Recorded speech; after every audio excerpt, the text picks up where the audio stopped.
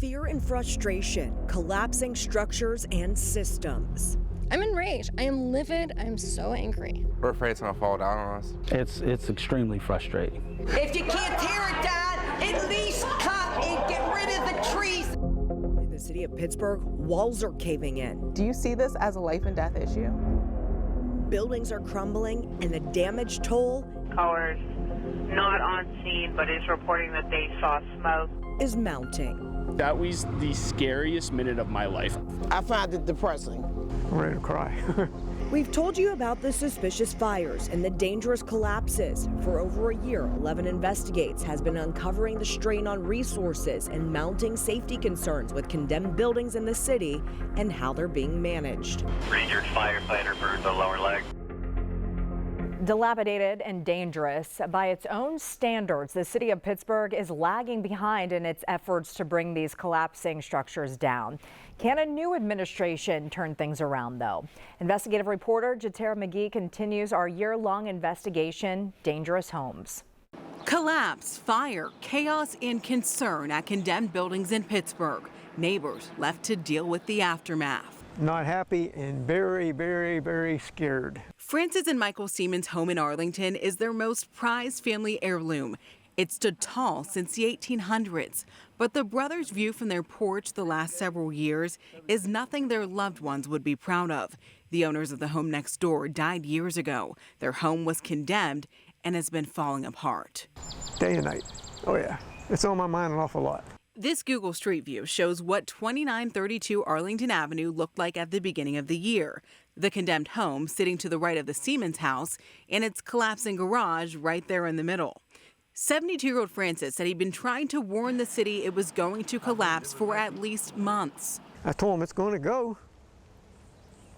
Telling you, I called him several times, even before that. It's going to go, it's going to go, it's going to go. It went at the end of March, and with it, their peace of mind. I'm ready to cry. The soil feet from his house was shifting, especially when it rained. Michael's health put him in the hospital for weeks, and he was so stressed, he reached out to me from his hospital room. I was in the hospital writing you a letter. Something has to be done. We've been doing this for a long time. The desperation in Michael Siemens' message to me has become a theme.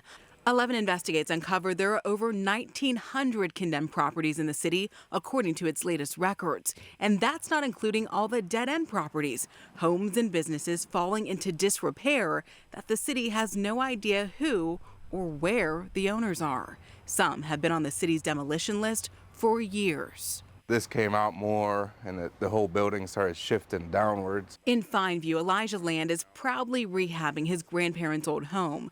But right behind it is a disaster waiting to happen. An old abandoned building that used to be a neighborhood bar. The roof's all collapsed in. You can fit a car in there through the roof. He's desperate for the city to safely tear it down. I've babysat it for the last 15 years. I'm tired. Renee Walker lives on Chalfont Street in Beltsuver, next to this. The owner bought it last June. He's been hit with code violations almost every month and still no fines. You can at least clean it up or act like you care. From every angle, the house is falling apart. And on this street, it's got company. Peduto was in office. That's 8 years. Nothing got done up here.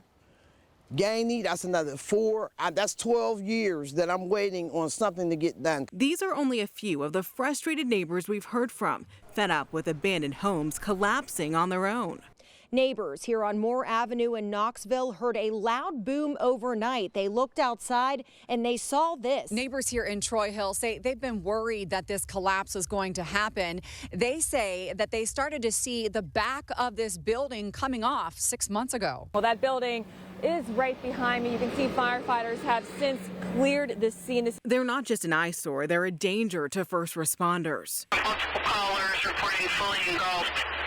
Abandoned buildings. Condemned buildings with no working electricity are going up in flames. Vacant. We had a fire there.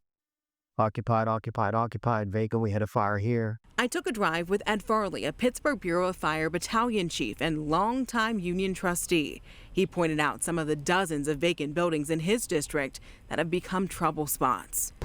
Vacant, vacant, vacant. Yeah, 2 or 3 every block. He says the biggest issue is neglected properties pose more risk to firefighters. They're not unoccupied until we say they are. You know, oh, that's a vacant house, nobody's in there. Like earlier this month when this apartment building in East Liberty caught on fire. It should have been empty, but firefighters prevented tragedy, rescuing 4 people on a second-floor balcony, shouting for help. Injured firefighter burned the lower leg. Last December, 11 Investigates learned 3 firefighters were injured fighting separate fires at abandoned homes in just 1 month. One fell backwards off a ladder. I'm extremely concerned, actually. I just put in a call to staff over at the Pittsburgh firefighters. When we flagged the problem to City Councilman Kahari Mosley, he started working with city firefighters to identify priority properties for demolition. That pressure resulted in several demolitions this year in his district. But across the board, the city is struggling to meet its own goals. The city issued around 100 city-funded demolition permits in 2021, 2022, and 2023. Then, just a quarter of that last year, when we first called out the problem. And in 2025, the city has only approved 51 demos. It wasn't for lack of funding. We uncovered as of mid-December, the city had spent roughly $2.8 million of its nearly $5.3 million budget for demos. We also looked into every one of the demolitions the city approved. Of the 51 buildings on the list, 65% of them had already partially collapsed or caught on fire before the city approved a full demolition. And sources tell me contractors charge the city significantly more to complete a demolition after a building has started to collapse. Demolition is a very complicated issue.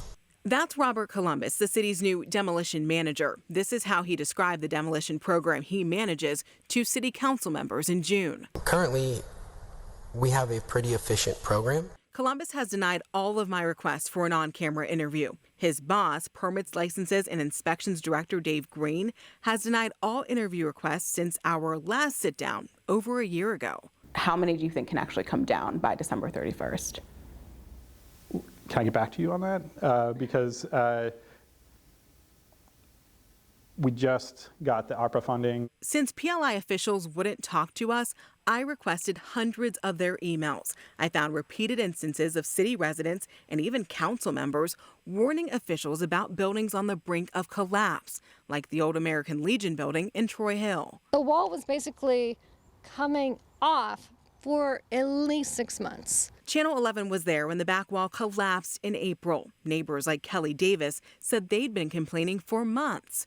We found PLI officials were emailed this picture of the back wall pulling away from the building on March 27th. Then this email from a neighbor on April 3rd saying it's getting worse pretty rapidly. We also obtained this email sent on April 4th by a supervisor. She writes the collapse seems to be progressing rapidly. However, there are no buildings in the rear of the building to collapse onto and plenty of mature trees to catch the collapse. I'm not sure if it warrants immediate city-funded demo. However, it is dangerous and falling. It collapsed the next day. Who's dropping the ball and getting the job done? The city's management of condemned buildings becomes Mayor-elect Corey O'Connor's challenge when he takes office in a matter of days. I showed him the numbers we crunched, revealing the city's drastic drop in demolitions. What do you make of that, and how much of a problem is it? Just shows you're not prioritizing these things, and you do have the capital to do it. He's vowing to fix it. He says his administration needs to figure out why demolition slowed down so much, then pick up the speed. But then after that, it's putting out a plan where we're going to do X amount a year and stick to that plan. That's what these residents are hoping for. We're afraid it's going to fall down on us. Despite the blue condemned sign on the door of the old bar by Land's family home, 11 Investigates uncovered the building wasn't even listed on the city's condemned list and hadn't been inspected in 2 years. City inspectors were back out at the property the day after I asked about it. But Land and Walker are still waiting, hoping for a demolition day. As for the Seaman brothers, we failed Mr. Seaman. They spent months fearing their home wouldn't survive the pace of the city's response. But in October, crisis averted. Demolition crews took down the condemned home next door, regraded the property, installed a new retaining wall, and stabilized the land. I am so relieved. right now.